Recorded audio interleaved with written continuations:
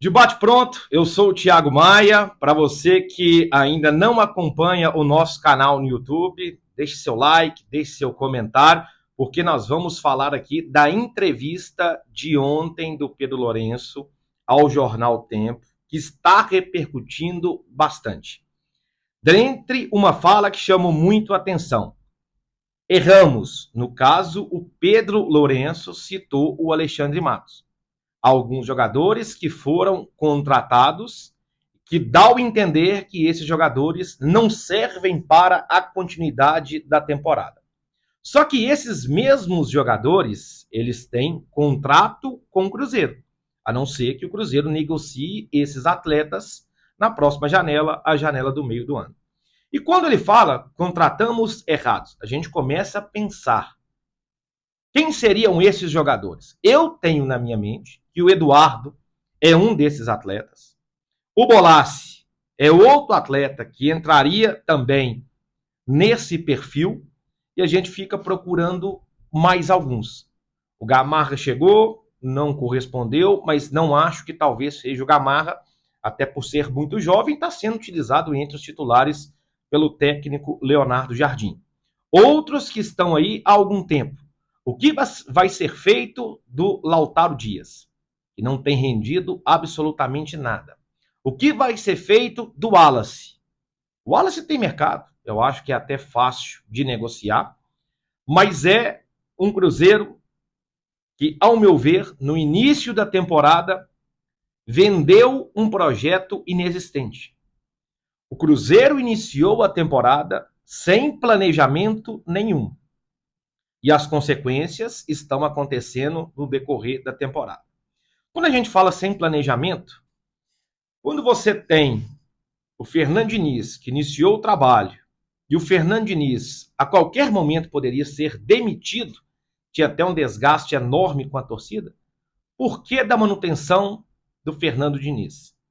Não deveria um técnico ter chegado, como chegou o Leonardo Jardim, para poder montar este elenco, para poder pedir jogadores com as características de jogo dele, porque o trabalho poderia estar em outro processo, em outro patamar, neste nível que estamos hoje após 2 rodadas do Campeonato Brasileiro.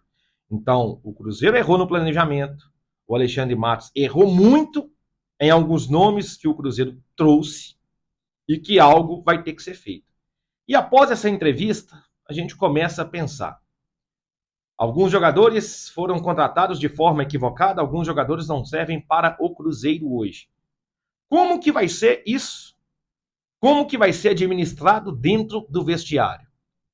Como que o Leonardo Jardim vai entender essa entrevista? Como que os jogadores vão entender o que o Pedro Lourenço disse? E será que vai ficar aquela interrogação? Será que esse jogador que não serve sou eu?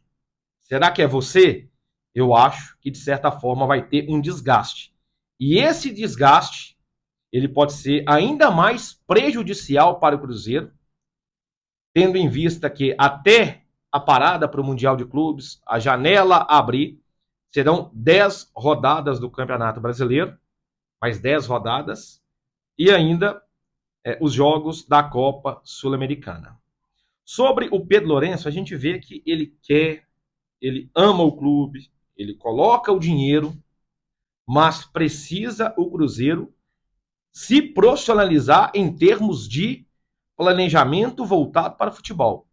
O Leonardo Jardim deu, aquela entrevista até muito interessante. Olha, ter dinheiro, contratar, não quer dizer que está contratando bons jogadores. E aí eu volto a dizer, Bolassi, Eduardo e o Marquinhos, que foi pedido do técnico Fernando Diniz também, eu acho que esse recado foi dado principalmente para esses 3 atletas. Sobre Dudu, sobre Gabigol, o Dudu é um jogador de muito potencial, a gente sabe que a condição física dele não é a mesma de 3, 4 anos atrás, até porque passou por uma lesão, mas é um jogador que pode entregar. A gente não sabe se ele vai entregar em ritmo físico o que se espera dele até o final da temporada, e acho difícil. O Gabigol, até que ponto o Gabigol vai corresponder à expectativa de quando ele veio? O tempo vai dizer. O Gabigol tem treinado, tem trabalhado muito, mas vai depender muito também do que pensa o técnico Leonardo Jardim, que deve voltar com o Matheus Pereira aí para o time titular, seja nesse 4-4-2, seja pelo lado, seja por dentro.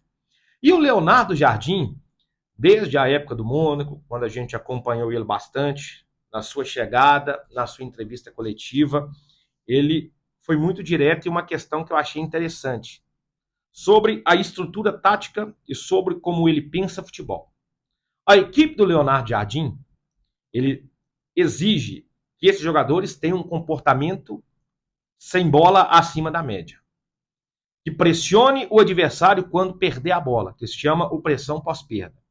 Intensidade, um jogo muito de lado de campo, com 2, 3 toques você conseguir chegar à área do adversário. E isso, de certa forma, não é do dia para a noite que vai acontecer. Mas o Leonardo Jardim, eu considero ele um baita treinador, uma pessoa que entende também de gestão do futebol, e se der tempo para ele, ele vai arrumar a casa. E no meio do ano, quando a janela abrir, o Cruzeiro precisa de reforço sim. Com esse elenco que o Cruzeiro tem, que para mim é totalmente desequilibrado, mais uma vez, volto a dizer, erro grotesco na formação desse elenco, por não ter planejamento, na próxima janela o Cruzeiro vai ter que buscar reforços.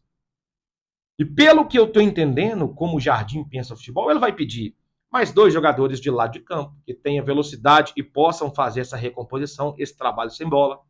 Ele deve solicitar, no mínimo, mais um jogador de meio campo, que possa fazer o área-área transição.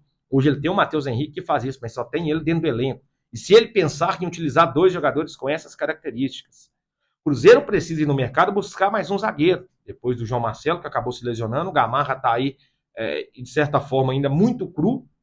Então, reforços vão ter que chegar. Hoje, se a gente analisar o que o Cruzeiro pode render no Campeonato Brasileiro, vamos ser sinceros. O Cruzeiro hoje não tem e não vejo, neste momento, uma equipe para brigar por G6 do Campeonato Brasileiro. É uma equipe ali de 8º, 9º, 10º, 11º, 12º. Se chegarem os reforços, se o Jardim conseguir equilibrar isso, o Cruzeiro passa a mudar o pensamento e a gente entendendo que pode brigar por uma vaga na Libertadores, que eu acho que é o mínimo que tem que acontecer depois de todo o investimento feito e que vai ser feito ainda. Então, para você que está nos acompanhando, gostou desse comentário, gostou dessa resenha, já deixa aí no seu sininho ativo, já curta, compartilha, comenta e nós voltamos aqui para falar muito mais sobre futebol. Valeu? Tamo junto!